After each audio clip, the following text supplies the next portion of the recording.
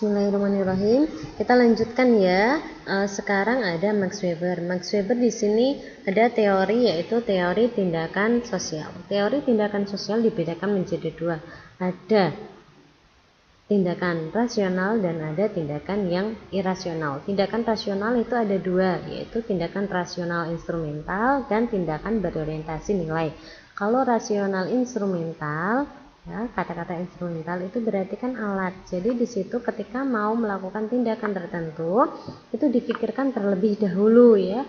Jadi nanti instrumen yang mengikuti kegiatan tersebut itu dipikirkan ya. Seperti ketika mau datang ke pondok ya. Jadi nanti juga dipikirkan secara matang apakah aman atau tidak ketika nanti di jalannya, nanti barang-barang apa yang harus dibawa itu apakah sudah siap, seperti itu kan, apakah nanti saya benar-benar bisa belajar dengan efektif atau tidak. Lah itu semua dipikirkan. Itu berarti tindakan rasional instrumental. Terus yang kedua ada tindakan berorientasi nilai ya. Jadi kita melakukan tindakan tertentu itu berdasarkan nilai-nilai yang ada ya. Jadi bukan instrumen lagi tetapi berdasarkan nilai ya. Ada nilai agama, nilai adat yang di situ menjadi panutan. Contoh ketika orang itu memberi ya, memberi kepada orang lain, orang itu beramal ya. Kalau dipikir secara instrumental ya, apa sih untungnya orang beramal itu? Tetapi di sini dia dikatakan rasional juga karena apa? Ada nilai di situ, ada nilai yang dianut, yaitu nilai kebaikan ya. Jadi nilai-nilai agama yang mengajarkan bahwa kita itu harus memberi, kita itu harus beramal. Jadi kita tuh nggak selalu harus menerima terus, tetapi kita juga harus memberi ya. Nah ini berorientasi pada nilai. Terus ada tindakan yang irasional ya. Ada tindakan tradisional, yaitu cuma mengikuti aja. Jadi ketika kita melakukan suatu hal, kita tuh nggak mencari selok beluk ya, terlepas dari baik atau buruk loh ya. Seperti di sini saya contohkan orang salaman ya. Kenapa orang salaman itu harus tangan, terus nanti tangannya itu dicium kayak gitu ya? Apa kalian sempat berpikir seperti itu? Kenapa salaman itu gerakannya harus seperti itu? Nggak pernah kan? Kalian hanya ikut-ikutan kan? Ya itu namanya tindakan tradisional ya. Tetapi saya katakan lagi terlepas dari baik dan buruk ya. Terus yang kedua ada tindakan afektif ya. Tindakan afektif itu berdasarkan perasaan atau emosi. Ketika misal kalian sedih, tiba-tiba kalian menangis ya, keluar air mata. Itu kan nggak yang terfikirkan, tetapi itu kan tiba-tiba kayak orang emosi ya. Orang emosi itu juga masuk dalam tindakan yang irasional. Karena apa? Itu langsung keluar. Jadi tidak ada pemikiran tertentu, tidak ada nilai, tidak ada apa, tetapi itu langsung keluar. Berarti itu namanya tindakan afeksi. Nah, itu ya. Terus setelah Max Weber ada Emil Durkheim.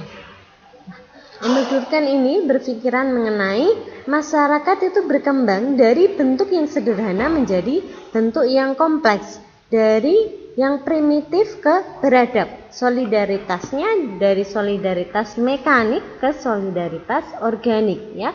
Jadi di sini ini adalah masyarakat yang sederhana ke masyarakat yang kompleks ya, masyarakat modern kayak gitu. Terus ada fakta sosial, mengkaji mengenai fakta sosial. Fakta sosial itu berarti gejala-gejala yang ada dalam kehidupan sosial. Ada fakta material, terus ada fakta non material. Fakta material itu berhubungan dengan birokrasi, hukum ya, yang berwujud. Terus fakta non material itu berhubungan dengan culture, budaya dan institusi atau lembaga gitu ya, yang mana non material itu tidak nampak ya.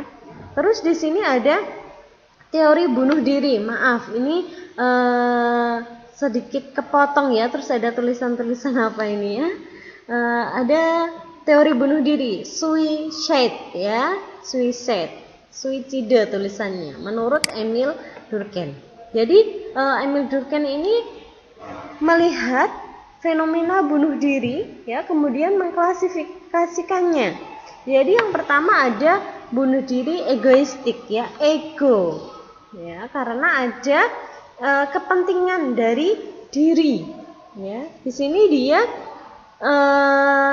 kesatuan pada kelompoknya itu rendah, integrasinya itu lemah, ya, karena mungkin di sini dia kecewa pada dirinya sendiri, ya, karena apa, keinginannya itu lebih besar daripada apa yang bisa dia perbuat, ya.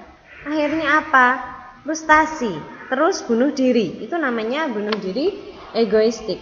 Terus yang kedua ada bunuh diri altruistik, ya. Jadi di sini merasa sebagai beban kelompoknya, ya, integrasinya itu terlalu kuat dalam kelompok, merasa tidak berguna dalam kelompoknya, dia tidak bisa menyumbangkan sesuatu terhadap kelompoknya, ya, atau dia mengecewakan kelompoknya, kayak gitu.